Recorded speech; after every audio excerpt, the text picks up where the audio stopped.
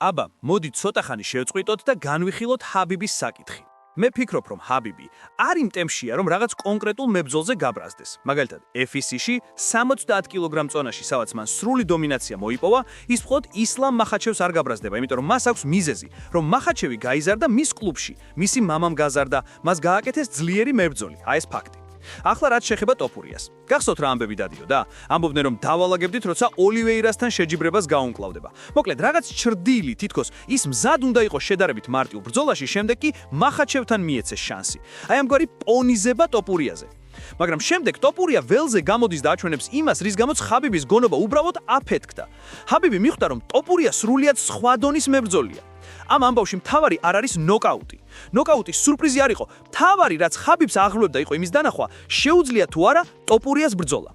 და ტოპურიამ ამ ბრძოლაში აჩვენა, რომ მას შეუძლია რთული სიტუაციების მართვა. ჰაბიბი ფიქრობდა, რომ ოლივეირა მოიგებს, ან სუბმიტით დაამარცხებს, ან კიდევ რაღაც ინოვაციურ სვლას მოახდეს, მაგრამ უცბად ტოპურიამ ოლივეირას შეატრიალა და ჰერში გადატრიალებით აღმოჩნდა ზედა პოზიციაში. აი ეს იყო ნამდვილი შოკი ჰაბიბისთვის. ნოკაუტი არა, არამედ კონტროლი, სტრატეგიული ოსტატობა. გაგახსენეთ, მაგალითად, ისლამ მახაჩევი უკვე ბევრად აღემატება ჰაბიბს.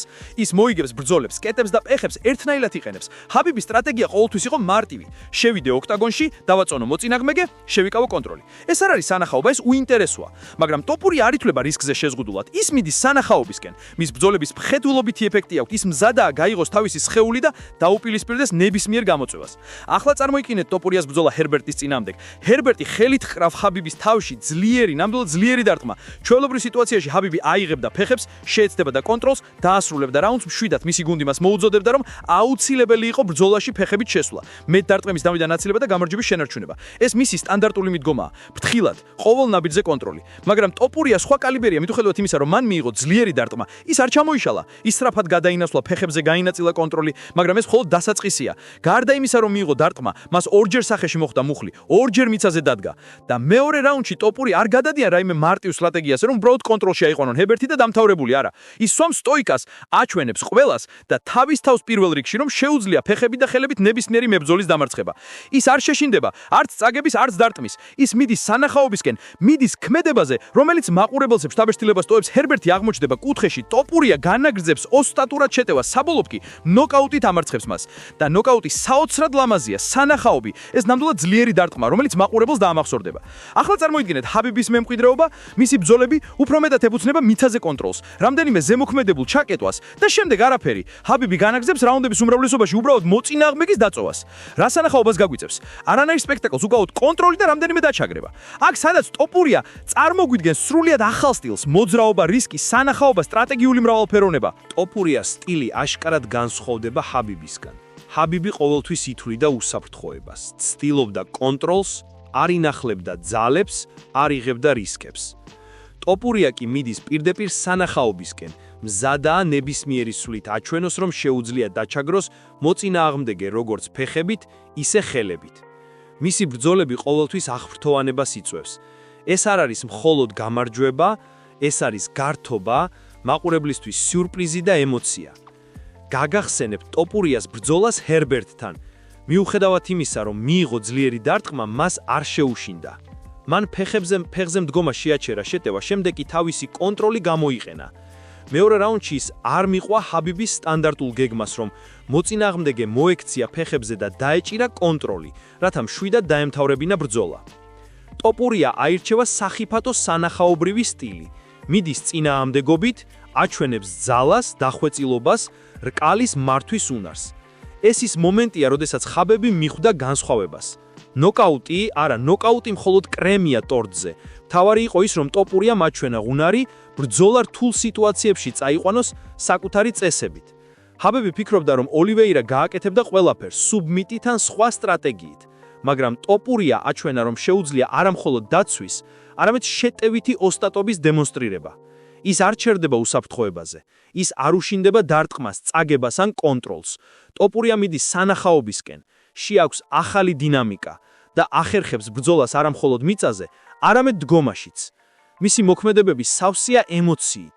აძლევს მაყურებელს შთაბეჭდილებას, რომ ეს ბრძოლა არის სრულიად სხვა დონე.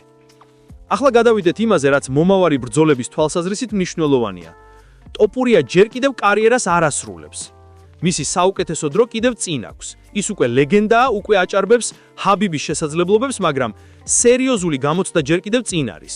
ბრძოლა ისლამ მაჰაჩევთან. ეს ბრძოლა გაიმარჯვებს მხოლოდ მაშინ, როცა ისლამი გაიმარჯვებს მომდევნო შეხვედრაში, რომელიც მისთვის აუცილებელია, მაგალითად მატჩი მადალენასთან. თუ ისლამი გაიმარჯვებს, მაშინ ბრძოლა ტოპურიასთან აუცილებლად შედგება. თუ წააგებს, ყველაფერი შეიძლება შეიცვალოს. ბრძოლები ყოველთვის მიუწვდომელი სპექტაკლებია. აქ არანაირი გარანტია არ არსებობს. კითხვაა, დაბრუნდება თუ არა ისლამის 70 კეგწონაში? თეორიულად შესაძლებელია, მაგრამ პრაქტიკულად ნაკლებად სავარაუდოა. არსებობს ორი სცენარი, ან ის ამ რისკს აიღებს და დაბრუნდება წონაში 70, ან დარჩება და მის შანსებს უფრო მეტი დამოკიდებულება საჭიროებს, ვინ იქნება მისი მომავალი მოწინააღმდეგე. ტოპურიას რეალური ძალა და უნარი გამოავლინა იმაზე, რომ ის არ დაეყრდნო მხოლოდ მიწაზე კონტროლს. მან აჩვენა, რომ შეუძლია ბრძოლა დგომაშიც, შეტევა, დაცვის სინთეზი, სანახაობრივი ბრძოლა.